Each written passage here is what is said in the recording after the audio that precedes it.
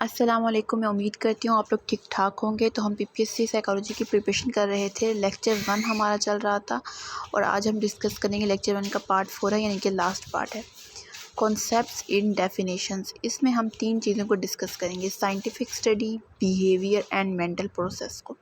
Psychology as science, body of knowledge gather through, हमें जो भी नॉलेज इकट्ठा होता है carefully observing and measuring events.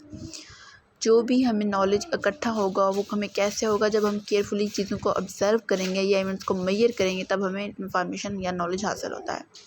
Approach to knowledge base on systematic observation, जो भी नॉलेज होगा उसकी जो बेस होगी सिस्टमेटिक ऑब्जर्वेशन की बेस पे होगी। Systematic and organise series of step that scientist adopt for exploring and to obtain accurate and consistent result. जो हमें डाटा इकट्ठा होगा उनको हम ऑर्गेनाइज करेंगे एक स्टेप वाइज, स्टेप 1 2 3। जब हम उनको ऑर्गेनाइज कर लेंगे फिर साइंटिस्ट एक्सप्लोर करेंगे और एक्यूरेट रिजल्ट्स फाइंड करेंगे। रिजल्ट्स कंसिस्टेंट होने चाहिए। एम्पिरिसिज्म क्या होता है? एम्पिरिसिज्म को हम एक्सप्लेन करते हैं, ये आर्गूमेंट्स, इसका जो रेस्ट होता है उन एक्सप्लेनेशन एंड ऑब्जर्वेशन की बेस पे होता है as compare to argument, opinion या बिलीव के बेस पे। Psychology are different type of science. Psychology वो कहते हैं डिफरेंट टाइप है। जैसे कि अगर हम केमिस्ट्री या फिजिक्स को पढ़ते हैं, उनमें जो केमिकल्स होंगे या रिएक्शंस होते हैं वो हमेशा उनके रिजल्ट सेम रहते हैं, लेकिन साइकोलॉजी की जो साइंस है इसके रिजल्ट हमेशा सेम नहीं रहेंगे, ये चेंज होते रहते हैं।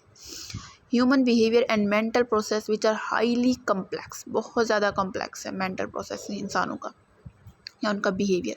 नॉट ईजिली कंट्रोलेबल, उनको आसानी से हम कंट्रोल नहीं कर सकते। अपेयर मच मोर अनप्रिडिक्टेबल, बहुत ज़्यादा उसमें अनप्रिडिक्टेबल प्रिडिक्शंस होती हैं जो हम सोच भी नहीं सकते। Than the reactions of physical and chemical substance से अगर हम देखें, जो साइकोलॉजी के अंदर जो रिएक्शंस होंगे या पेरेंट्स होगी ऑब्जर्वेशन की या मेंटल प्रोसेस की, वो अनप्रिडिक्टेबल होगी।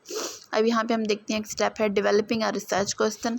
पहले हमने रिसर्च के लिए क्वेश्चन देखा, फिर हमने उसका एक हाइपोथेसिस ड्रा किया, फिर हमने गैदर करना है एविडेंस या डाटा कलेक्ट करना, फिर हमने उसका कंक्लूजन के रिजल्ट देखना है। बिहेवियर क्या होता है? आउटवर्ड होगा, बाहर जो हमें नज़र आएगा। ओवर्ट, जिसको हम ऑब्जर्व कर सकें। मयरेबल, जिसको हम मयर कर सकें, जैसे कि वॉकिंग है, स्लीपिंग है, लाफिंग एक्सेट्रा। मेंटल प्रोसेस क्या होती है? ये इंटरनल होता है, कवर्ड छुपा हुआ होता है, मेमोरीज है, हमारी थॉट्स हैं, फीलिंग्स हैं, कैन नॉट, उनको हम ऑब्जर्व नहीं कर सकते, मयर नहीं कर सकते directly. Pseudo science and pseudo psychology क्या होता है? सूडो का मतलब होता है फॉल्स।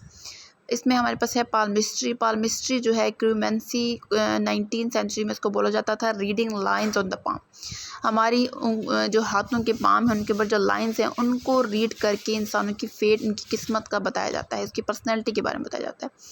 फ्रीनोलॉजी, शेप ऑफ स्कल है, इंसानों के ऊपर, इंसानों का जो स्कल होता है उनके ऊपर जो बम्प्स होते हैं। 19th सेंचुरी में फ्रेज गल ने कहा था कि उनके बम्प्स को देख के बताया जाता है उनकी पर्सनैलिटी के बारे में। एक जर्मन एनाटॉमी टीचर था। ग्राफोलॉजी, हैंड राइटिंग के देख के एनालिसिस किया जाता है इंसानों की पर्सनैलिटी के बारे में, जिसको जीन माइकन ने दिया था 1872 के अंदर। Numerology, numbers, date of birth, years जब वो पैदा हुए थे उनको देख के उनकी पर्सनैलिटी को डिस्क्राइब किया जाता है। एस्ट्रोलॉजी, प्लैनेट्स और स्टार्स के बारे में पढ़ के उसकी डेट ऑफ बर्थ कब पैदा हुआ, कौन से स्टार्स में वो आता है, उसकी पर्सनैलिटी को जज किया जाता है। Thank you so much for watching. अब हम नेक्स्ट वीडियो में स्टार्ट करेंगे अपना लेक्चर 2 का फर्स्ट पार्ट। अल्लाह हाफिज़ and kindly subscribe my YouTube channel. Thank you.